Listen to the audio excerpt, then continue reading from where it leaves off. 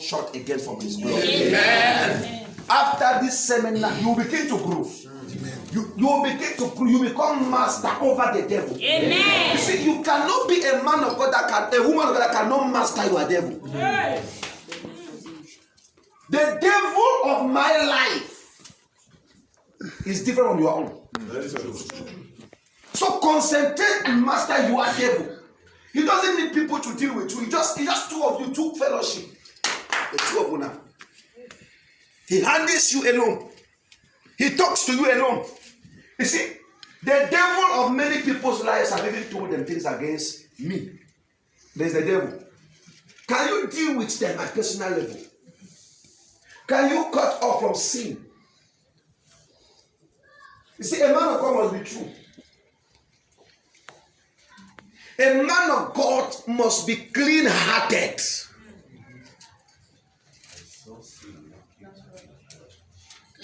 You see, thank you for that scripture. God is saying, I'm seeing sin is knocking at your door. Be careful. Yes, the sin desire to have you.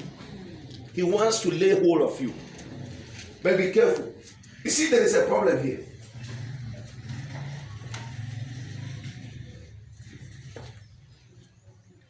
I don't want you to be in the hands of sin. I don't want you to grow short from his glory. I want that after this seminar we should enter his glory. Amen. You see, there is the glory of your calling, the glory of your ministry. It is called the master's joy. To enter into it, you must be careful. One of the things that is keeping us stagnant is demonic manipulation. He's after us every day. He's manipulating. He knows what you are about to become daily. And he's after us on daily basis. But if we can become masters, I came to realize one thing you must master very well as a man of God is the devil.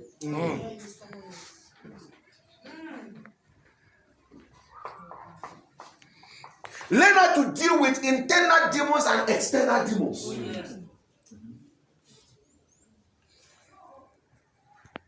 You see, there are external demons. They become forces. You see, listen to me, you are devils. You are devils. Before they begin to fight you, man of God, usually they stay inside of you. Very true, sir. Okay? But the Bible says, when the devil is driven out of a man, he goes to dry places. Follow me. You see, there's no anointing that kills your devil.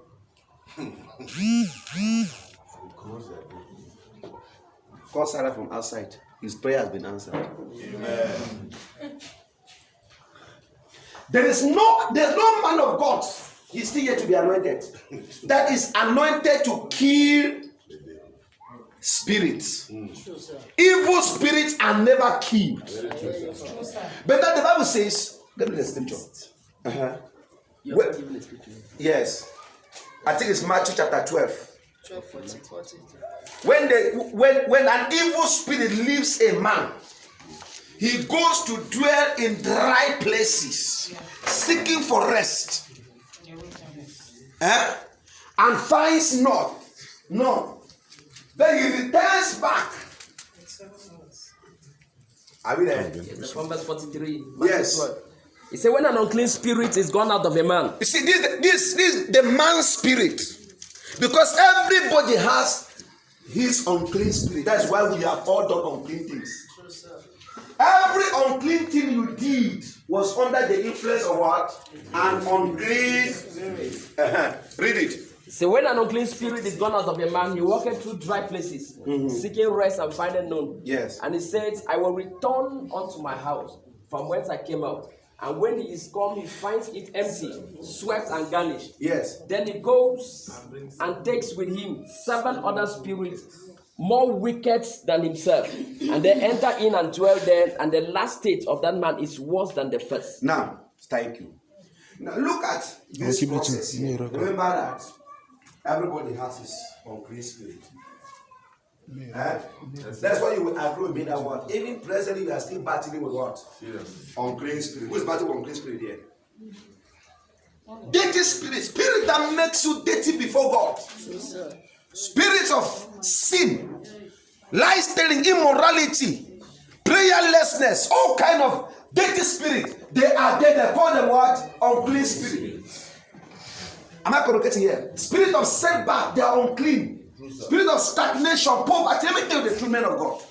If you can understand how the devil is conscious about your glory, he doesn't want to catch it. Because that is the only thing that makes you look like God.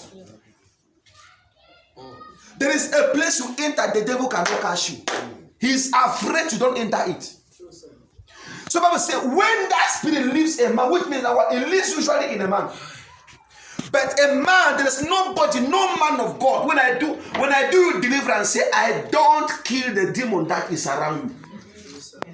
So there is only an anointing that displaces the spirit. So when it leaves you, it goes to a place. So the anointing of a man of God only has ability to transfer spirit from one place to the other. And the place where it usually goes to can still be a place concerning you. They can remove a spirit from you and it goes to your marketplace. So once you leave church and you are going to the place of market, He's there waiting for you. or you cast a spirit from the church, then it goes to food market. And then the next day on Monday, you have to go to food market. So when an unclean spirit leaves a person, it goes to dry places. Most men of God do not understand that most of the demons that were in them have possessed their members. Now it fights you from within and you are so strong. It leaves you and then possess a member. Am I communicating here? Yes. Now it has gone to a dry place.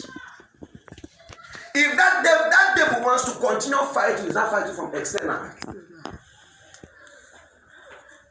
Which means that a man of God must be a man that prays continuously. Do you know something here? Huh? If we deliver a person from a demon of immorality, the person will be cleansed from the spirit of immorality.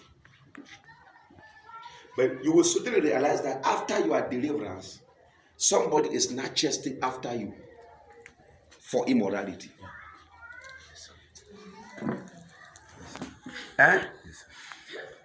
The spirit that was in you has gone now, entered a certain lady who then calls you immediately.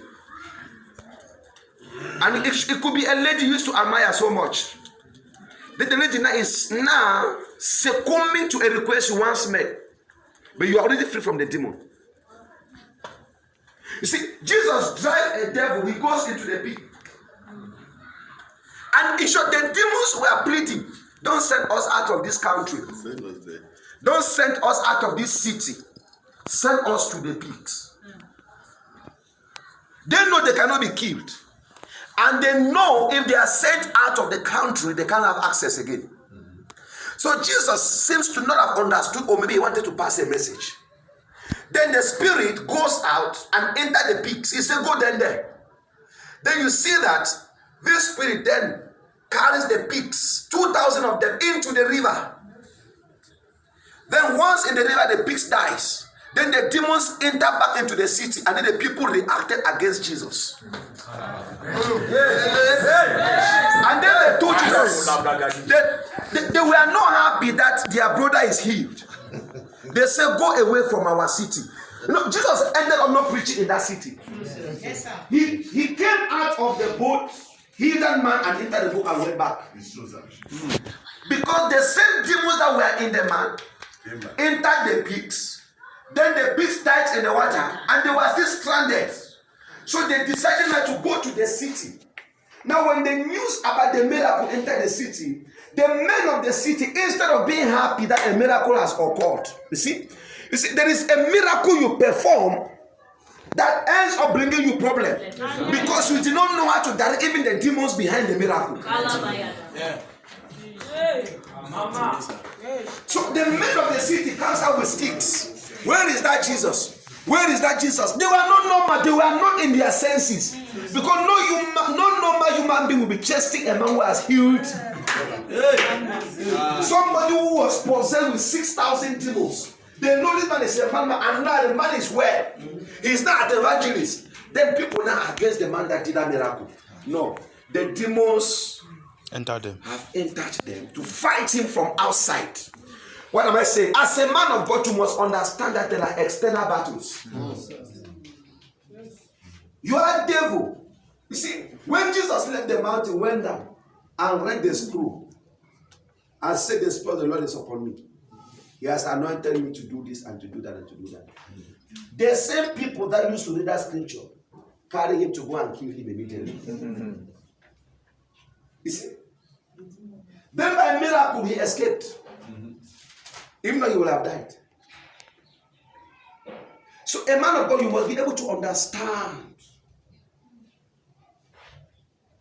Many of you have been fed by demons. Who is that sister that gives you food?